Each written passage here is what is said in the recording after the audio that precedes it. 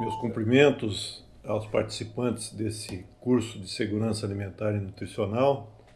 É uma satisfação estar aqui com vocês. Eu vou apresentar um tema bastante amplo, né? Que é o panorama da produção, transformação, comércio e abastecimento de alimentos no Brasil e entre povos e comunidades tradicionais de matriz africana. Eu vou trabalhar com três conceitos principais: produção, disponibilidade e acesso aos alimentos, tentando dar conta desse tema da aula que é bastante amplo. Eu começaria falando sobre preços e acesso aos alimentos. O preço dos alimentos tem um importante papel no acesso que as pessoas têm à alimentação. Se os alimentos sobem acima dos outros preços, as pessoas vão ter mais dificuldades de comprar comida.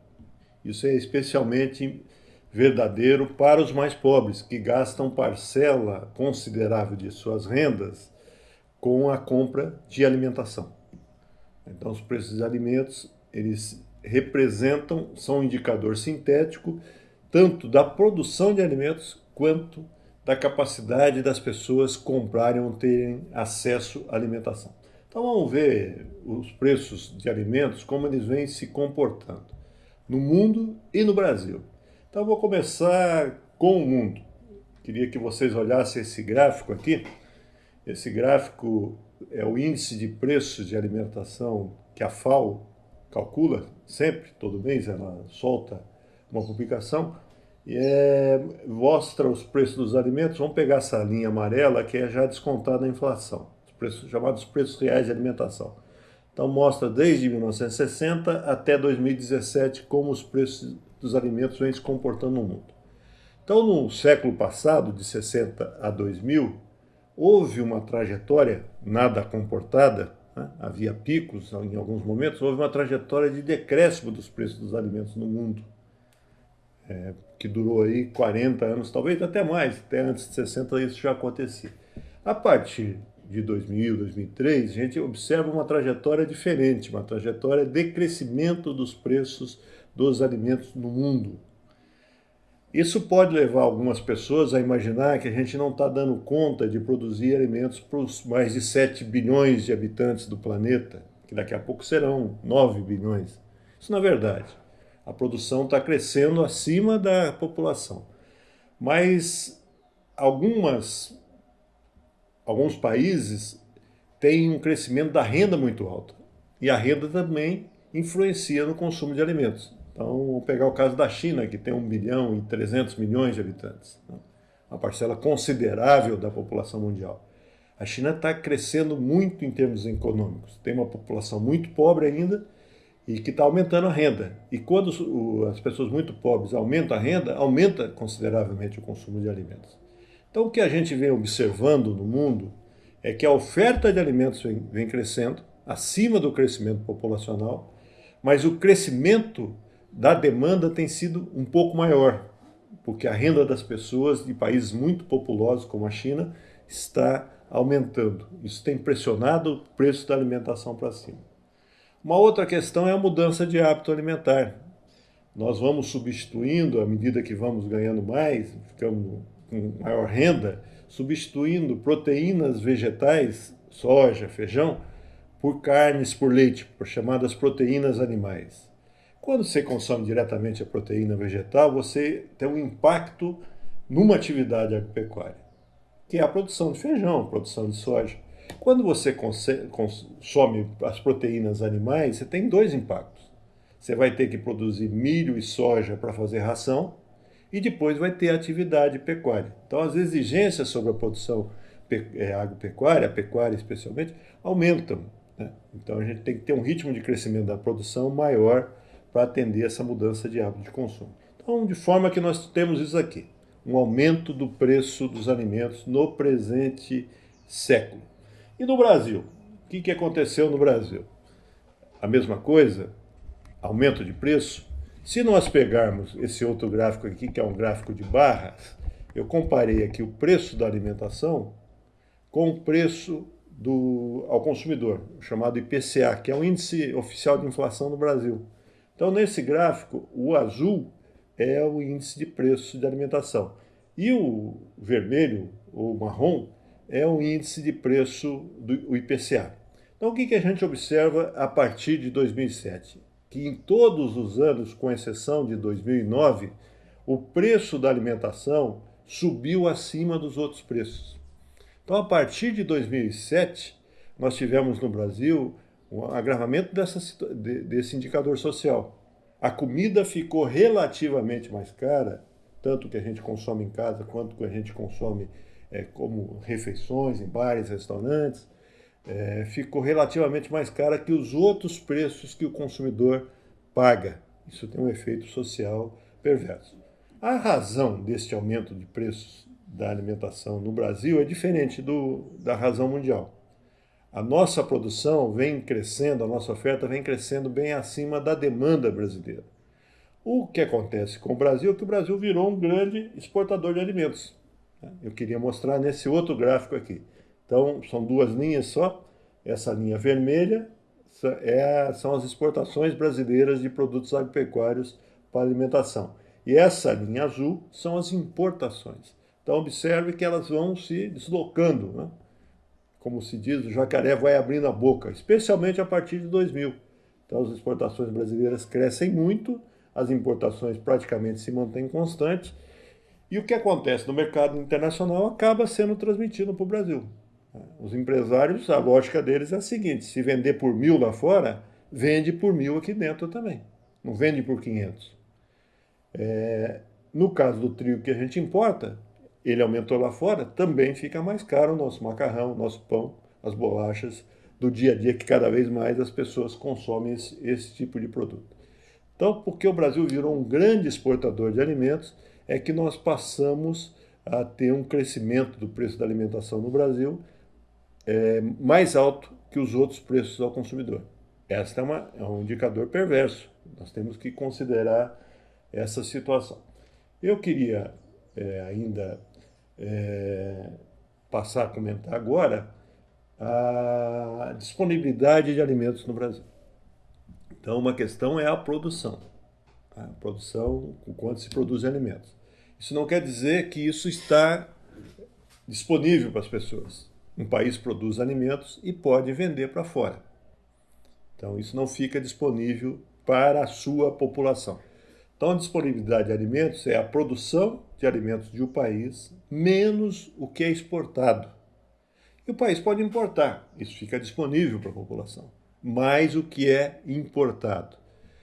Além disso, a gente tem que considerar que uma grande parte do que a gente produz de alimentos é desperdiçado, é perdido na colheita, no transporte, na comercialização, na venda, quantos produtos são jogados fora, na nossa casa, né?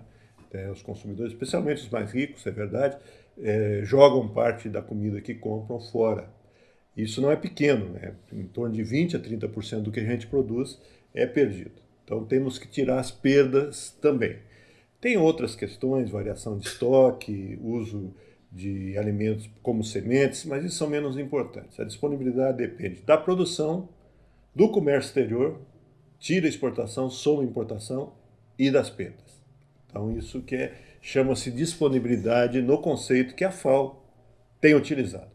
Se a gente verificar a disponibilidade de alimentos no Brasil, nós vamos ver que é uma situação relativamente tranquila. Então, em 1990, nós tínhamos uma disponibilidade de 2.756 quilocalorias por pessoa dia. Isso é mais que suficiente, é médio isso, né? Isso é mais que suficiente. Nós precisamos, na média, de 2.000, 2.200 quilocalorias por pessoa dia para ter uma vida normal. Então, nós já produzimos acima da média. Isso cresceu na década de 1990, chegando a 2.879 quilocalorias por pessoa dia em 2000. E cresceu mais ainda, com mais intensidade, nesse século. Então, em 2014, a nossa disponibilidade de alimentos era de 3.302 quilocalorias por pessoa dia. Então, a disponibilidade de alimentos no Brasil seria mais que suficiente para atender a toda a nossa população. Mas isso não quer dizer que não haja desnutrição no Brasil. Eu quero reforçar uma ideia que é a seguinte: o aumento das exportações não provocou, no caso brasileiro, neste século, desabastecimento no mercado interno. Estou falando de maneira geral.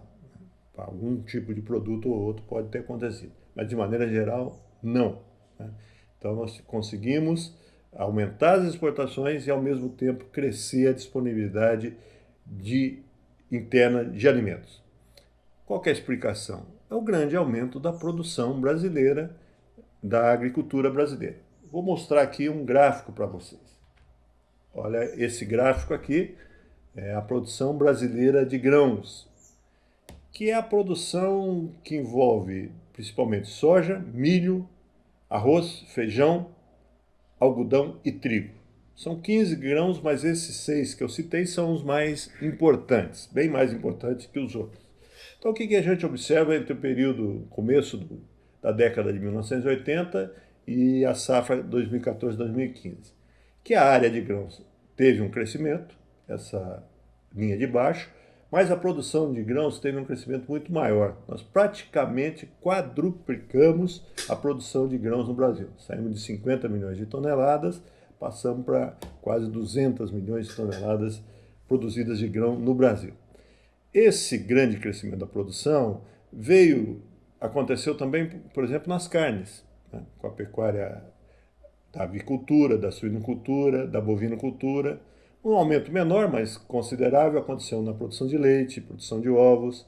Então nós tivemos a produção de café, houve aumento, a produção de cana e de açúcar, consequentemente houve aumento. Então nós tivemos um grande aumento da produção agropecuária no Brasil, que possibilitou que o Brasil aumentasse a sua disponibilidade e, ao mesmo tempo, exportasse mais produtos agropecuários, aumentasse a sua participação no mercado internacional. Agora eu quero começar a problematizar essas questões todas, né? Nós temos algumas características que vão acontecendo no consumo, na produção de alimentos. E há um fenômeno que é o aumento da distância entre a produção e o consumo de alimentos. Ou seja, usando aí o linguajar mais técnico, nós estamos substituindo o consumo em circuitos curtos por circuitos longos de consumo. Antes a gente consumia o que era produzido localmente.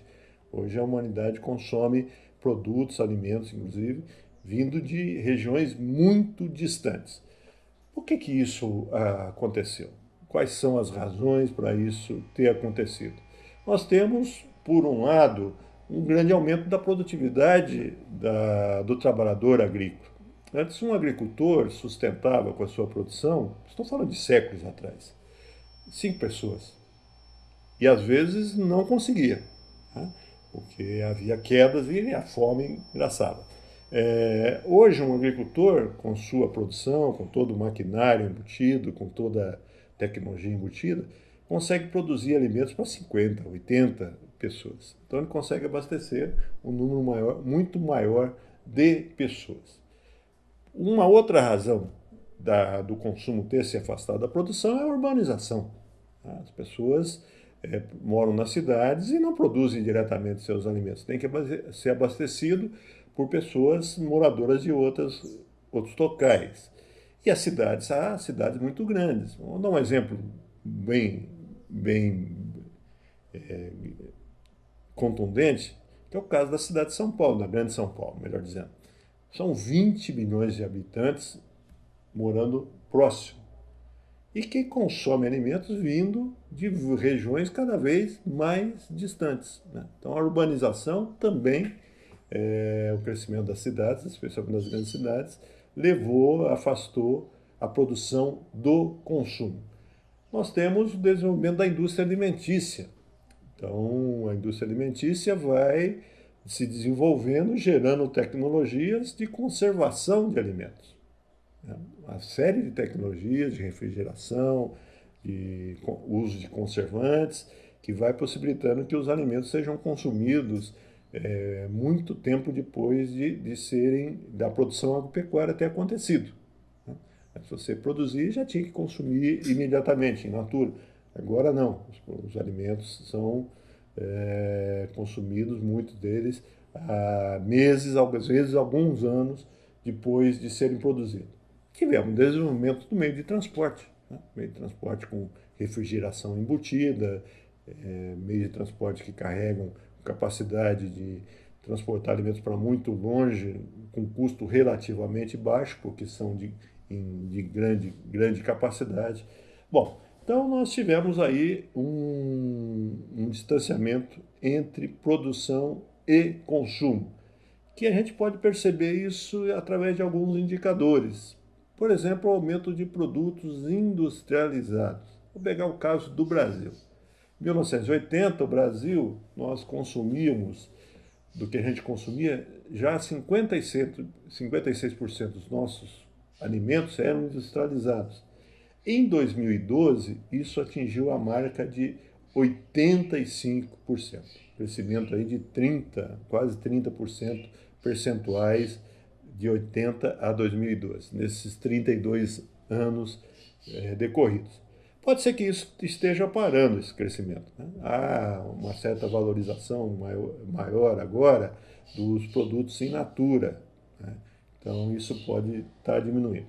Uma outra questão que é importante a gente perceber é que o consumo de alimentos, a compra de alimentos, melhor dizendo, está cada vez mais sendo feita em supermercados e às vezes em grandes redes de supermercados. As grandes redes de supermercados tomam conta do mercado varejista de alimentos. Então aquela venda em pequenos estabelecimentos, nas quitandas, nas feiras livres, nos empórios, nos açougues, nas padarias, né? Que a gente era acostumado a comprar 40 anos atrás, 50 anos atrás, isso vai sendo substituído pela compra num único local, nos grandes supermercados. Vou dar os números no Brasil.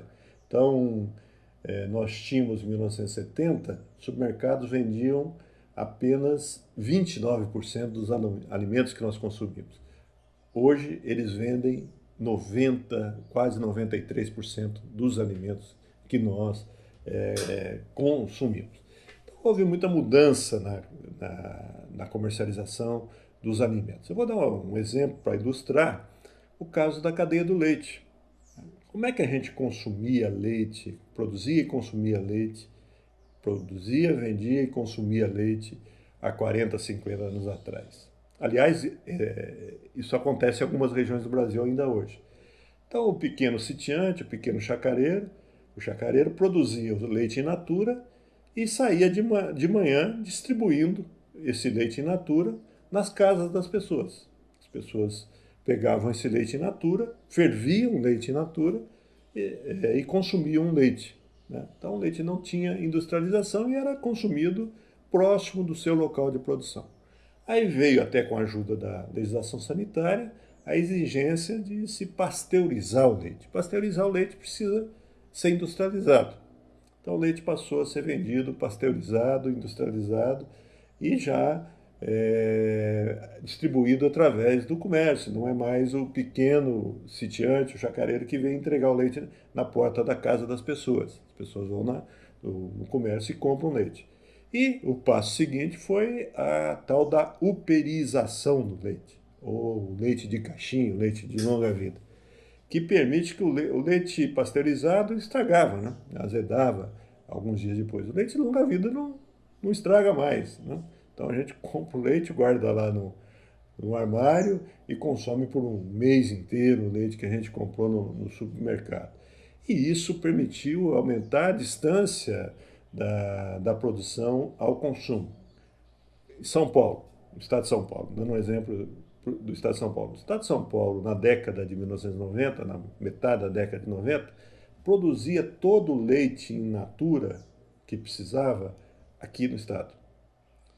Hoje ele importa mais de 40% do leite in natura de estados vizinhos. Até o produto industrializado, São Paulo já não é mais autossuficiente. importa de outros estados. Então compra leite do Paraná, de Minas Gerais, às vezes de outro país. Não é raro vir leite do Uruguai e da Argentina, já industrializado, mas para ser comercializado aqui. Então aumentou a distância entre produção e consumo. A produção local ficou sujeita a competir com produções vindo de muito longe. Agora vamos entrar numa questão que é a questão nutricional. Então, se é verdade que nós conseguimos aumentar a produção e a disponibilidade de preços no Brasil, de alimentos no Brasil, é verdade também que a gente não conseguiu atender todos os brasileiros. Porque aí a gente tem que lembrar do acesso. Não é porque tem comida que as pessoas têm acesso à comida. Como é que a sociedade de mercado em que nós vivemos garante que as pessoas tenham acesso ao alimento? Através da renda. Se a pessoa não tem renda, não compra, não consome. Consome alimentos. Então, o acesso à renda que as pessoas têm é importante para que elas tenham acesso ao alimento que está abundante. Não tem falta de produção, de disponibilidade de alimentos no Brasil, né, de maneira geral. Mas tem uma parcela das pessoas que não tem renda suficiente para ter acesso à alimentação. Além disso, nós temos a questão nutricional. Todo esse desenvolvimento da produção, da disponibilidade, eu talvez esteja exagerando, mas acho que não estou, veio acompanhado de uma grande despreocupação com a qualidade em termos nutricionais dos alimentos, né?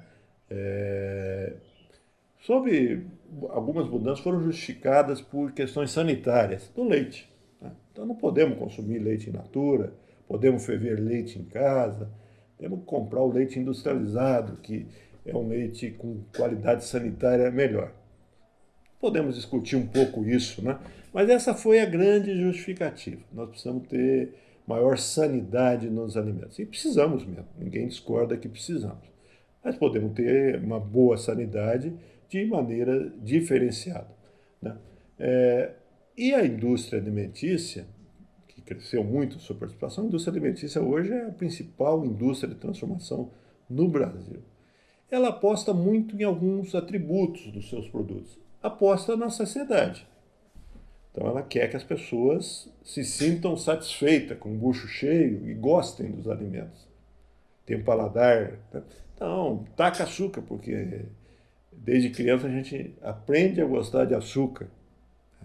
Então, faz com que os alimentos sejam atrativos ao paladar mal acostumado que a gente adquire ao longo da vida, né? Então, os refrigerantes com muito açúcar. Aposta na aparência, né? Aposta na higiene, aposta na diminuição de preços. Como a indústria alimentícia é uma indústria não de ponta em termos tecnológicos, há muita disputa em termos de ocupação do espaço. Então tem que reduzir custo, reduzir preço, aumentar o consumo de massa.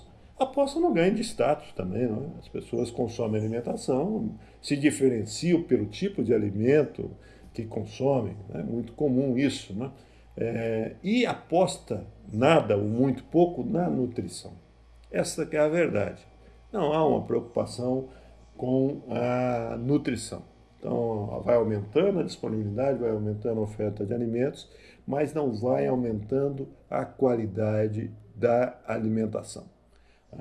E aí nós temos que destacar alguns problemas, né? Para aumentar, reduzir custos, aumentar a produção, por exemplo, na produção agropecuária, não é raro usar muitos agrotóxicos. E acima do recomendado, que contamina a nossa alimentação. Não é raro na indústria ter um uso excessivo de sal e de açúcar. Mesmo porque, interessante isso, esses opostos, né, o doce e o sal, eles são excelentes conservantes. A humanidade sabe disso. Há milhares de anos se usa sal como conservante de carne. A indústria alimentícia, nos seus embutidos, né, usa excesso de sal, que nos vai trazer problemas de saúde. E também usa excesso de açúcar, nesse caso também motivado pela atração que o açúcar promove nas pessoas. Então, nós conseguimos aumentar a produção e disponibilidade de alimentos no Brasil, mas não melhoramos a qualidade nutricional. Como que a gente pode... Estou falando agora um pouco aí 2014, né? Porque nos últimos anos isso vem mudando um pouco. Mas o que que a gente conseguiu atingir lá por 2014? Nós conseguimos atingir uma situação que as pessoas no Brasil passaram a ter acesso a alimentos porque houve políticas sociais de transferência de renda, de aumento do salário mínimo acima da inflação, de aumento da aposentadoria das pensões, da queda da aposentadoria de um salário mínimo acima da inflação, do benefício de prestação continuada. Então, o acesso à alimentação se ampliou no Brasil, de maneira que o Brasil conseguiu, em 2014, sair do mapa da fome e da fome. Uma conquista maravilhosa para a nossa nação, né? Que talvez a gente esteja perdendo. Mas nós também aumentamos os problemas decorrentes do desequilíbrio do excesso alimentar. Então, nós temos maior índice de obesidade, maior índice de sobrepeso na população brasileira. Isso não é um fenômeno brasileiro, é um fenômeno mundial, mas isso a gente está verificando na nossa população. Então, refinando um pouquinho mais isso, o que a gente observa no Brasil, nos nossos hábitos alimentares? Nós estamos perdendo o hábito de comer arroz e feijão. O arroz está perdendo espaço para o trigo, para os macarrões, para os pães, né? Para os biscoitos, né? O feijão também está deixando de ocupar espaço na nossa mesa. Então isso vem, esse hábito alimentar, que é considerável pelos nutricionistas um bom hábito alimentar, vem sumindo da nossa mesa. Nós consumimos, na média, excesso de açúcar. Na média, o brasileiro já consome acima de 50, 60 quilos de açúcar por ano em média. Isso é demais, né? Isso é muito açúcar. Estamos consumindo, muito provavelmente, gorduras, lipídios acima do recomendado, também na média. Por outro lado, nós temos um baixo consumo de cálcio, ou seja, um baixo consumo de laticínios. Uma fonte importante de cálcio é o leite e os seus derivados. Temos um alto consumo de sódio, de sal. Temos um baixo consumo de frutas, legumes e verduras. Isso tudo leva que nós tenhamos problemas de saúde, pressão alta, alguns tipos de cânceres, diabetes, né? Então, a alimentação, ela não é um veículo apenas de nos matar a fome e, portanto, permitir que a gente viva, mas também é um veículo do jeito que a gente consome, de trazer alguns problemas de saúde, né?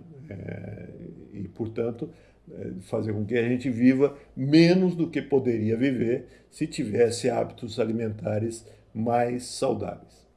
Em suma, eu queria dizer o seguinte: nós demos conta da produção, da quantidade, mas não demos conta da qualidade alimentícia, né? E eu queria, portanto, entrar nessa discussão e falar um pouco do que eu estou chamando aqui em direção à alimentação saudável, e coloquei entre parênteses de massa. De massa. Porque a alimentação saudável é mais fácil de ser conseguida pelos mais ricos. Por exemplo, o consumo de frutas, legumes e verduras não é acessível às pessoas mais pobres, muitas vezes, que têm dinheiro para comprar o carboidrato, né, para encher o bucho, usando o português corrente, mas não sobra dinheiro para ter maior diversidade na sua alimentação e passar a consumir com maior regularidade frutas, verduras e legumes, né? Algumas produções alternativas às vezes são mais caras. Então, a alimentação saudável em princípio, é mais fácil de ser conseguida pelos mais ricos. Mas não é isso, não é essa a minha preocupação. Minha preocupação é que nós tenhamos uma alimentação saudável, acessível a toda a população. Que a população consiga comer o suficiente e com maior qualidade. Respeitando, evidentemente, as tradições culturais, os hábitos alimentares, não é? Nós não comemos ração, nós consumimos alimentos. E não é só a questão nutricional que tem que ser levada em conta. Mas acho que a questão nutricional foi deixada de lado muito mais do que deveria. Então, o que a gente precisa? Fortalecer políticas que aumentem o acesso da população mais pobre à alimentação. Isso foi uma conquista do Brasil. O Brasil mostrou para o mundo que é possível, em poucos anos, acabar com a fome. E isso se deveu muito a políticas sociais. Então nós temos que continuar, não desviar disso. Continuar apostando na aposentadoria, nas pensões, continuar apostando na melhoria do salário mínimo, ter uma economia mais dinâmica que empregue as pessoas, que as pessoas não vivam na informalidade com baixos salários. Temos que ampliar o acesso das pessoas às transferências de renda, garantindo uma renda mínima para todos os brasileiros, né? Então isso é muito importante, porque à medida que você aumenta a renda das pessoas, o acesso, evidentemente, é muito óbvio isso, o acesso à alimentação aumenta. Nós temos que apostar em mecanismos alternativos de venda, tentar valorizar mais os circuitos curtos, os circuitos, o consumo de produtos in natura, os produtos produzidos localmente, inclusive por agricultores familiares, por comunidades tradicionais, por quilombolas, né? Valorizando a produção local. Eu dou um exemplo aqui, as compras institucionais, a legislação das compras para alimentação escolar, do programa de aquisição de alimentos, que criaram alternativas de venda para muitos agricultores e comunidades tradicionais no Brasil que passaram a alimentar a população local com produtos in natura. Então se atinge aí dois objetivos. Você melhora a renda dessas comunidades e, ao mesmo tempo, melhora a qualidade nutricional da criançada, por exemplo, que se alimenta na alimentação escolar. Temos que apostar em vendas diretas de alimentos novamente, né? Fazer com que os mercados locais, as feiras, existem feiras ainda no Brasil, não? Feiras que possibilitem que os agricultores locais, que as comunidades vendam seus produtos, vendam as suas refeições, às vezes já vem a alimentação pronta, né, como em forma de refeição, que a gente incentive esse tipo de venda. Não só os circuitos longos, não só consumir produtos vindo de outros locais. Até porque, se você estimula os circuitos locais, você fortalece os laços culturais, os laços de solidariedade entre as pessoas. Eu penso que nós temos que ter um incentivo diferenciado à produção de alguns produtos alimentícios no Brasil. A produção e consumo, arroz, feijão, leite, frutas, legumes e verduras. O Brasil, de tempos em tempos, inventa um programa de incentivo à produção de etanol. Por que não ter incentivos específicos para a produção e consumo dos nossos bons hábitos alimentares? Tentar convencer as pessoas a trocar os refrigerantes por um consumo maior de lácteos. Porque você tira o açúcar e substitui pelo cálcio, por uma alimentação mais saudável. Eu penso também que há um espaço muito importante da gente alterar a nossa legislação sanitária. A legislação sanitária brasileira diz o seguinte: nós temos que ter alimentos saudáveis, sem contaminantes biológicos. Os contaminantes químicos a gente não liga muito, não, mas contaminantes biológicos não pode existir. Concordo, não pode mesmo. O alimento a gente não pode ter uma dor de barriga porque consumiu alguma coisa ou coisas piores, né? Mas será que a legislação sanitária, que exige construções tão imensas, não poderia ser de outro tipo, sem deixar de lado a qualidade sanitária dos alimentos? Será que não podemos ter laticínios, frigoríficos, fábricas de doce, mecanismos de transformação que o pequeno agricultor ou a comunidade tradicional tem acesso? Será que a gente não pode ter uma legislação que favoreça a chamada agroindústria artesanal? Então é importante que a gente discuta isso, que a gente fortaleça pequenos espaços de comercialização, de transformação e comercialização de alimentos. Nós temos que começar a valorizar a diversidade alimentar e práticas alimentícias locais. Quando alguém vai para o Amazonas, que não é de lá, fica admirado, estou dando um exemplo, não é o único, né? Fica admirado com a quantidade de frutas que existe na Amazônia, a quantidade de sucos possíveis de serem tomados na Amazônia. Né? Isso tem que ser valorizado. E às vezes a gente percebe que a própria população local, né, crianças, sob o apelo propagandístico da televisão, vão trocando esse consumo de frutas em formas de suco por refrigerantes açucarados. Né? Vão se desvinculando de hábitos saudáveis para hábitos não saudáveis de consumo. Acho que a gente tem que ter uma preocupação muito grande com o desenvolvimento da produção de base agroecológica.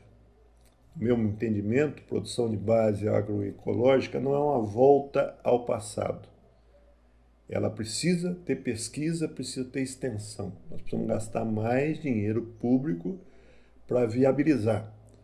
Porque quando a gente está falando em sustentabilidade, nós temos que pegar os 3 pontos da sustentabilidade: ecologia, a questão social e a questão econômica. Não dá para exigir de quem produz agroecológico que produza com prejuízo. Tem que ser viável. Nós vivemos numa sociedade que produz mercadorias. E isso a curto prazo não vai mudar. Então não dá para exigir que as pessoas tenham um comportamento que não viabilize, se não se viabilizem economicamente. E há um campo da política pública muito importante nessa viabilização, na redução de custos, na redução de preços da produção agroecológica. Acho também que temos que aumentar as exigências sobre a indústria alimentícia. A indústria alimentícia tem que ser responsabilizada pelo excesso de sal que nos impõe, pelo excesso de açúcar que nos impõe. Isso causa mal, faz mal à saúde das pessoas. Elas não podem nadar de braçada nessa situação. Isso tem que ser controlado. Temos que evitar que a propaganda alimentícia nos convença a trocar hábitos saudáveis por hábitos danosos à saúde na alimentação.